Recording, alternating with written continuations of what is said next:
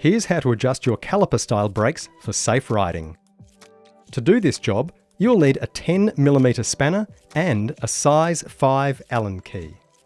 The first thing to do is set the right cable tension so your brakes can grip. Ensure the cable sits securely within the brake lever. Then, loosen the bolt that holds the brake cable until it can be pulled through. Close the brake caliper with one hand and pull through any loose cable. Tighten the clamping bolt again while keeping the calipers closed. Your wheel should still spin freely, so if the caliper is too tight, repeat the same process, but let the cable slip back a little before tightening the bolt down again. Next, we need to ensure the brake pads are lining up with the rims. Pull the lever, look at the pads. The entire surface of the pad should line up with the surface of the rim. To fix the alignment, loosen the back of the brake pad with a 10mm spanner. Hold the pad in place, line it up with the rim, and then tighten it again.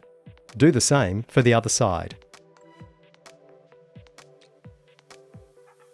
The final step is to align the brake caliper correctly, so the gap on both sides is roughly equal.